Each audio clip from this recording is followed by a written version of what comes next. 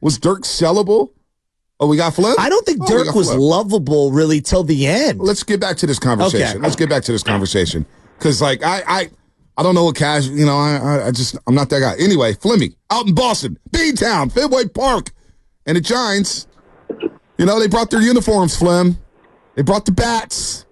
They brought the balls. But I don't know if they used the bats yet out in Fenway Park. They outscored 10-2 in the first 2 games. And that's the thing right now that I'm hyper-focused on is how can we get these bats rolling? Everybody's in the slump outside of Mike, your sister. And good morning to you, Flem. Or good afternoon out there in Beantown. Hopefully you're enjoying the lobster roll.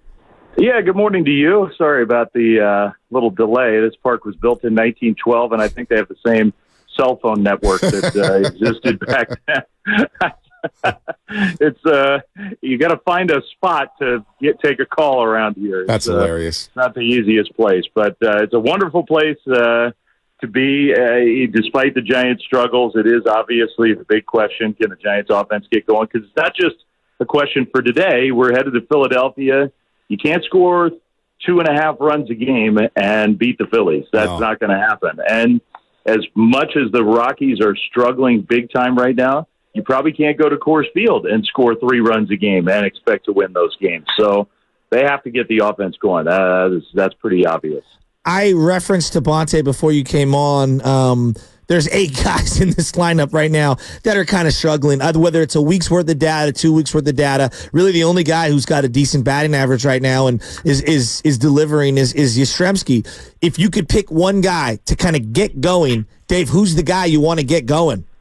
Soler. I think Soler's the guy who, number one, he's the guy who can impact the ball with power more than anybody else. And Chapman's a close second for me. I mean, if the middle of the order guys have to do it, and those guys are in their primes, and they're strong, and they're healthy, and there are some questions with some of those other players who are struggling. There aren't questions with those two. Like, those two, and Soler last night, look, you can't hit the ball harder than he did basically every time up and get nothing to show for it. So if he does that again today, he's probably going to go 3 for 4, 4 for 4. But he's obviously frustrated. Those are the two guys, I think.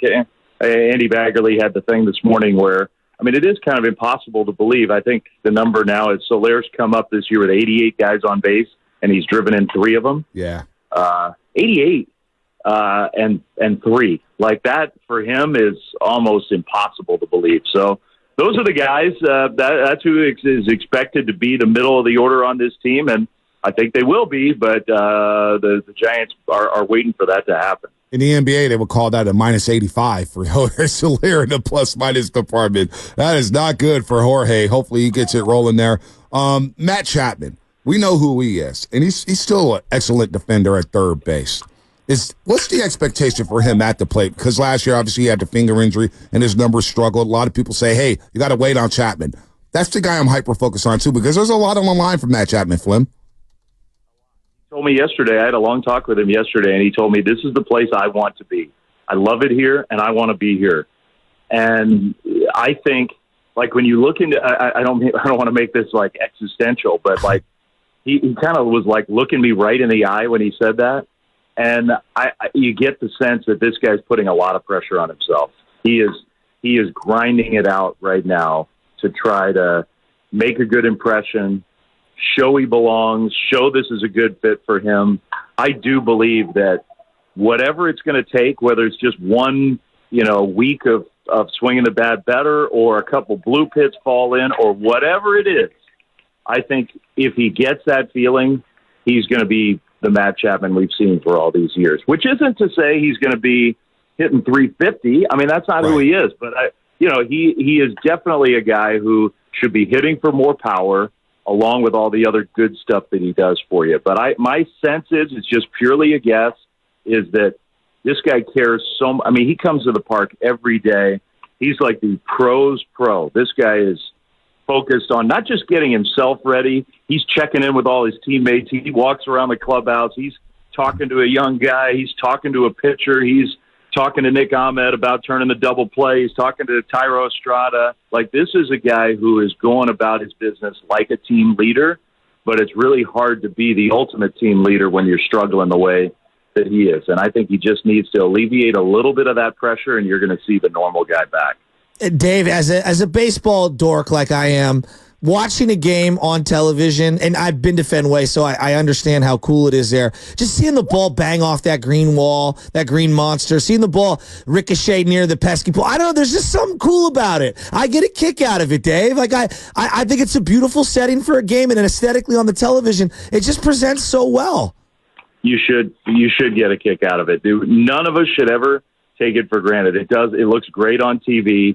The green looks greener here. You know, everybody, it's funny, and I have the same memory of the first time I ever came here. And there is something about the wall, the paint, the grass all together. That color, when you come out of the dark tunnel, you know, you walk up to the ballpark, and on the outside, it's that old weathered red brick, and the streets are lively. The sausage and pepper guys are out there, and they're guys beating the drums and everything. But it's got that sort of red brick neighborhood warehouse feel.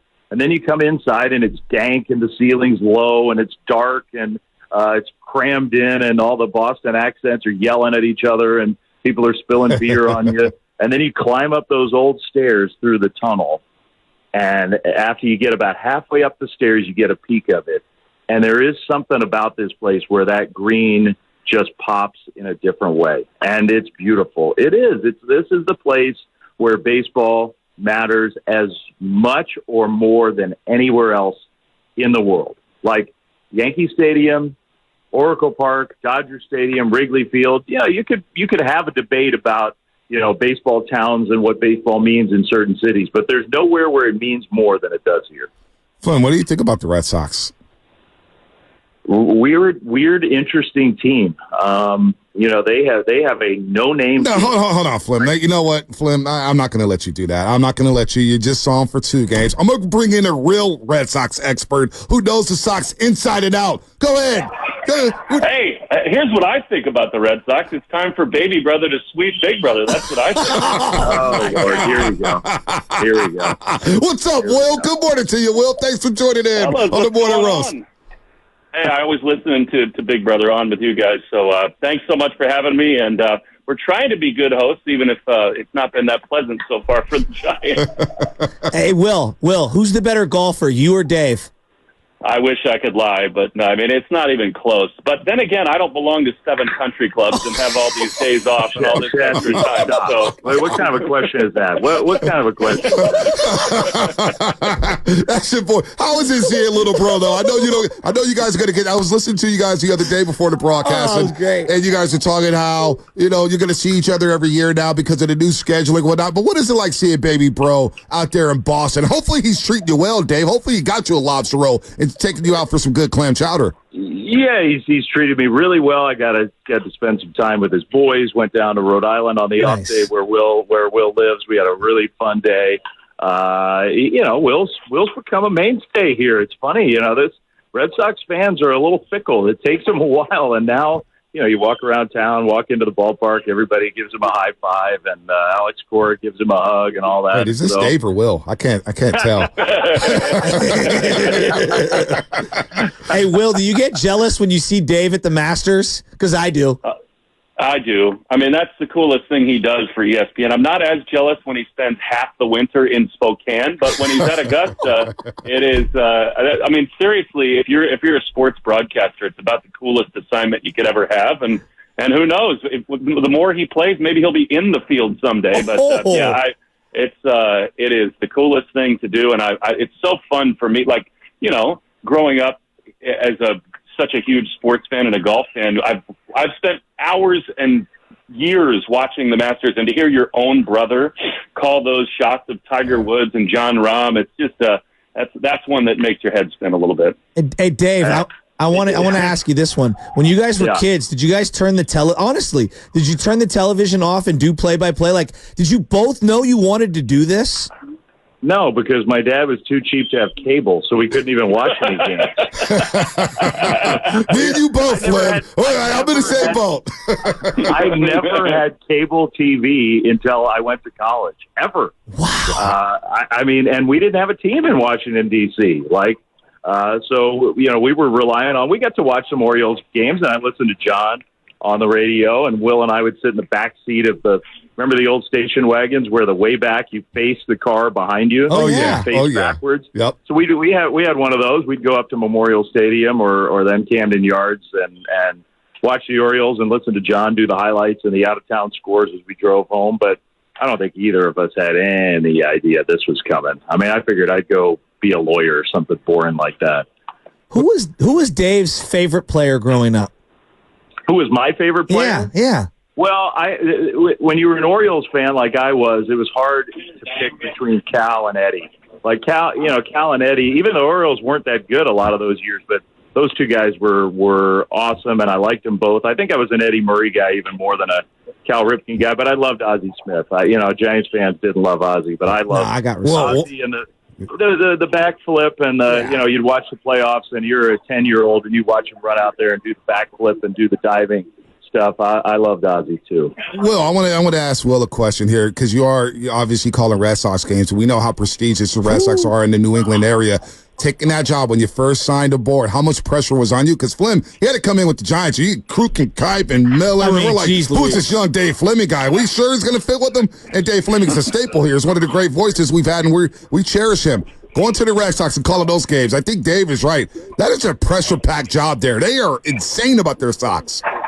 Yeah, they are. And I think, what's interesting is having watched David go through it he gave me really good advice, which is don't act like you know everything right away. You know what I mean? Like, it sounds phony if in your first year you're trying to talk about the impossible dream and Carlton Fisk and all these things. Just ease into it. And like David, I had Joe Castiglione, who this year is going into the Hall of Fame with John, and this is his 42nd year. So I just leaned on him. But there's no question that I knew if I sounded stupid and made mistakes, I would hear about it. So, yes, it was pressurized. And I think that brings out the best in all of us. I really relish the fact that our fans care so much and they're so invested in it. There's no place I'd rather be. All right, I want to ask Will first, and then we'll ask Dave. I've been impressed with this Duran kid from the Red Sox. Yeah, he's good. Didn't know much about him, but boy, he's been phenomenal. Who's the guy on the Giants, Will, that you've been impressed with through 2 games? Jung-Hoo Lee, not even close. He has hit the ball hard just about every time he's been up, and he could have 5-6 hits easy. He's been unlucky. He's been a kind of a victim of Fenway and April weather. There are a couple balls he's hit that could have been home runs. But yeah, to me, David gave me a little scouting report on him, and he has lived up to it. He looks like the genuine article, and I think Lee's going to be a really good player for a long time. Yeah, what about you, Dave? Looking at this Red Sox team, obviously they're a couple years removed from Mookie Betts and Jackie Bradley Jr. They still have Devers out there at third base. He made a great play on Soler when he tagged one down at third baseline. Who's impressed you on the Red Sox? I like this no-name guy, Wilyer Abreu. Yeah. That guy can play, man. I didn't know anything about him when we came here, and he kind of came over in a minor trade, and I think a trade that even the Red Sox got criticized for. Like, why are you selling when you still have a chance? And man, that's going to look like a really good trade if this guy keeps playing like that. I like Wilyer Abreu, and I will say this about Lee and Duran, since you guys brought those two up. Like, you saw it last night. Jung-Hoo Lee leads off the game with a base hit. Here's an area of growth for him. Duran, when he gets out there, he's looking to wreak havoc. And he is a confident base runner. He wants to put pressure on the defense. And right now, it doesn't look to me like Jung-Hoo has built up that confidence yet. He was tentative over there at first. He doesn't want to make an out. I understand that. The Giants have made too many outs on the bases. But the next step of growth for him is when he gets out there to be willing to maybe take a few more chances and put some extra pressure on the other team. Will, our last one for you. Expectations for Boston. Obviously, you guys had a couple down years. That division is stacked. The Orioles, we know about all their young talent, the plethora of talent they have coming up through the farm system. The Yankees are the Yankees. They have Juan Soto hitting the ball everywhere. You got Toronto, who we'll see if they get rolling here with Vlad Guerrero Jr. and company, and of course the Tampa Bay Rays, who are struggling. What are the real expectations now that you see in the Red Sox through the first month of the season, their chances in the AL East and actually making a run at a playoff berth? Well, my answer now is very different than it was when we left spring training. And you're right. The division is impossible, especially, with the Yankees and the young Orioles up top. It's just a very hard division to try to win right now. But your guy Andrew Bailey has transformed everything this team is doing on the mound. And so that changes things. And this young core, I mean, whether it's Duran, Abreu, Cedon Rafaela, these young players, Connor Wong, who's got an OPS over 1,000 after a month and is a great athletic catcher. Look, things have really broken well for the Red Sox in a year where they've been besieged by injury. I mean, 80% of the rotation they thought they'd have in spring training has been hurt and is on the injured list, but they've just found a way. So I tell you what, my expectations evolve and change every day. Whether they can win the AL East or not, I mean, that is a harder mountain to climb because of the Orioles. But look, it's been a month. It's 30 games now, and they're a game and a half out from those teams having been swept by the Orioles. So it's really impressive what they've done, and so it's going to be a fun ride, I think. All right, boys, last question. In our family, we have a golf tournament, and the winner gets to wear the green jacket at Christmas, for the big Christmas. He gets to sit at the head of the table.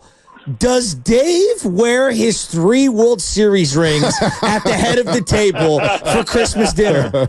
He should. He absolutely should. 3 to 5 years. It's so funny. I mean, those things are like bigger than his hand, and he needs to get...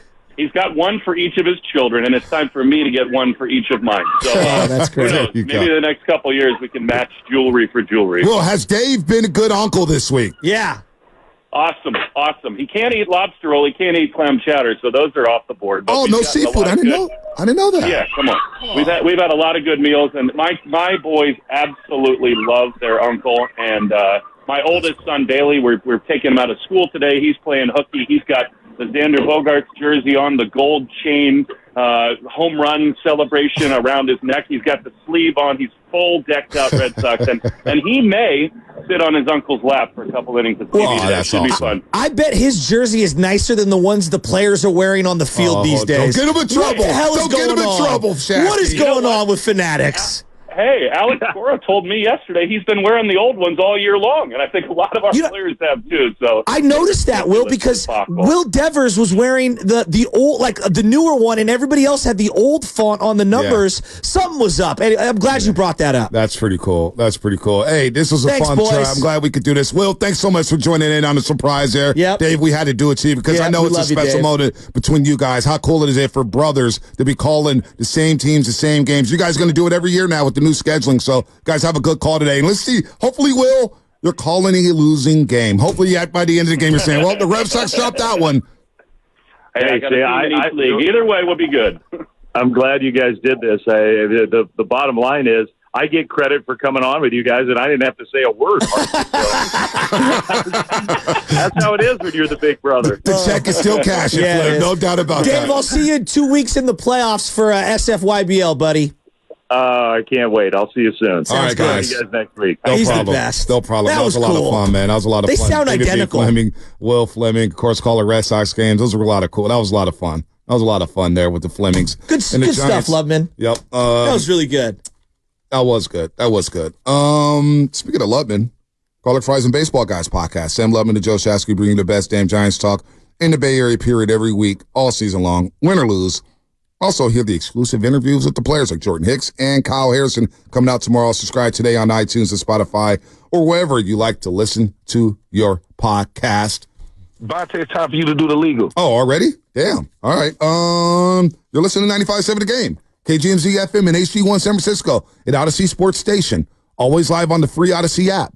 Don't forget that you can also watch us every single day on our YouTube, Twitch, and Twitter streams. Just log on and search 95.7 The Game. Be sure to like and subscribe to the channel while you are there. Powered by First NorCal Credit Union. Upgrade your savings dividend. Open a First NorCal First Class Money Market today. Shout out to the Xfinity Mobile text line, 888-957-9570. I'm going to pick up the conversation we were having before.